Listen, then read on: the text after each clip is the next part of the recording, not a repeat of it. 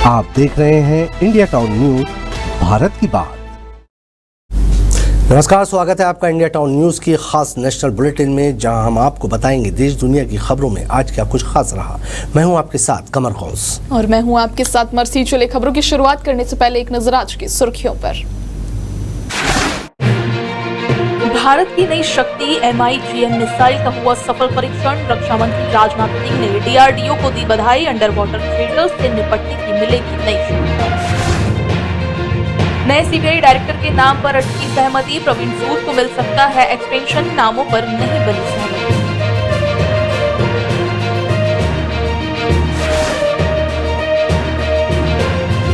Indian idol 12 के विजेता पवनदीप राजन हादसे में घायल, हालत बनी नाजुक। गजरौला हाईवे पर कैंटर में घुसी कार। जारी हुआ MP बोर्ड 10वीं 12वीं का रिजल्ट। करीब 16 लाख स्टूडेंट्स ने 10वीं और 12वीं की दी परीक्षा। MP बोर्ड रिजल्ट में लड़कियों ने मारी बाजी।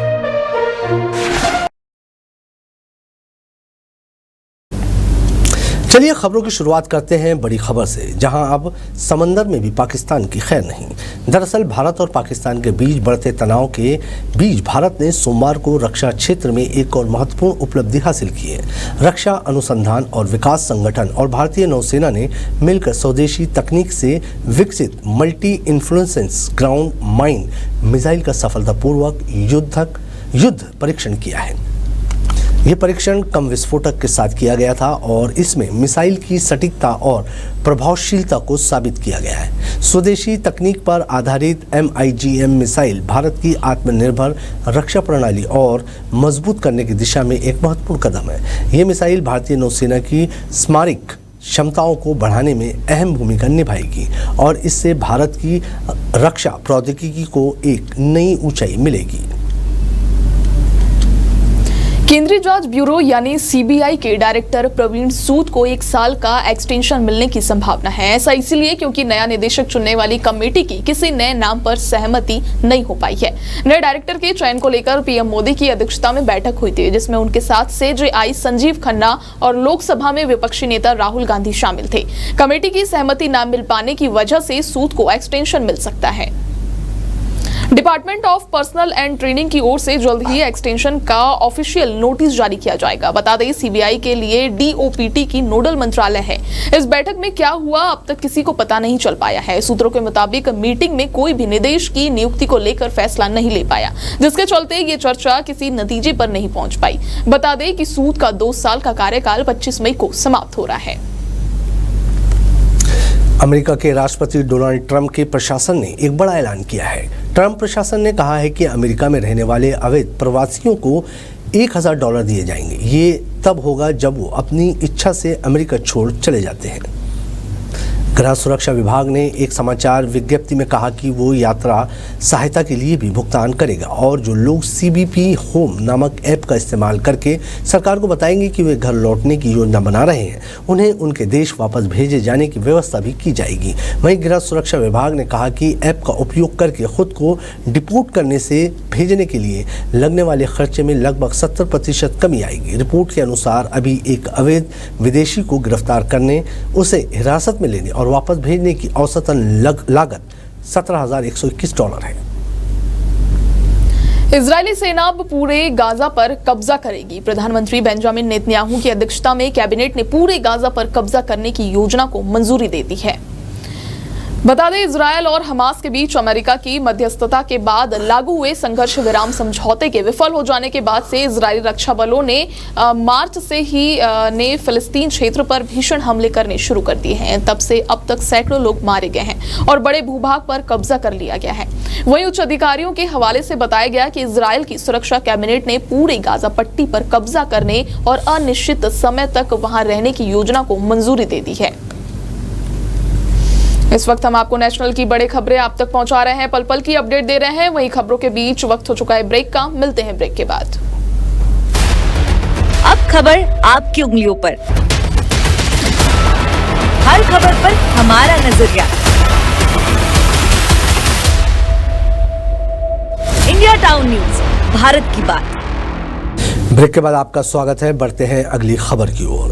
जहां पहलगाम आतंकी हमले को लेकर भारत पाकिस्तान के बीच भारी तनाव है। इस दौरान इस्लामाबाद दौरे पर गए ईरान के विदेश मंत्री अब्बास अरागची ने भारत और पाकिस्तान से संयम बरतने की अपील की है। इसके साथ ही उन्होंने दोनों देशों के बीच मौजूदा तनाव की स्थिति को और बिगड़ने से रोकने का आह्वान किया। बता दें कि अरागची पहलगाम आतंकवादी हमले के बाद दोनों देशों के रिश्तों में बड़ी तलखी के बीच पाकिस्तानी नेतृत्व के साथ बातचीत के लिए एक दिवसीय यात्रा पर इस्लामाबाद पहुंचे थे। उनका बृहस्पतिवार को भारत दौरे पर जाने का भी कार्यक्रम है। गुजरात टाइटंस टीम का आईपीएल 2025 के सीजन में अब तक मैदान पर काफी शानदार खेल देखने को मिला है, जिसमें उन्होंने 10 में 7 मुकाबलों को अपने नाम किया। गुजरात के इस बेहतरीन खेल की वजह उनके गेंदबाजों के साथ बल्लेबाजों का भी उम्मीद के अनुसार प्रदर्शन दिखाना है, जिसमें एक नाम उनके कप्तान शुभमन गिल का भी शामिल है, जिनका अब तक इस सीजन बल्ला काफी शानदार तरीके से बोलता हुआ दिखाई दिया है। गुजरात टाइटंस की टीम को इस सीजन अपना अगला मुकाबला मुंबई इंडियंस के खिलाफ खेलना है, जिसमें गिल के पास अपने T20 करियर का एक खास आंकड़ा छूने का मौका भी है। इंडियन ऑयल सीजन 12 के विनर पवनदीप राजन एक बड़े हादसे का शिकार हो गए। पवनदीप का एक्सीडेंट हो गया है, जिसमें वे गंभीर रूप से घायल हो गए। पुलिस ने पवनदीप समेत सभी घायलों को निजी अस्पताल में भर्ती करवाया। पवनदीप का इलाज चल रहा है, वो डॉक्टर्स की देखरेख में है। बताया जा रहा है कि पवनदीप की कार एक खड़े आयशर टैंकर से जा भिड़ी, जिससे गाड़ी बुरी तरह से डैमेज हो गई। इस हादसे में पवनदीप समेत 3 लोग गंभीर रूप से घायल हो गए।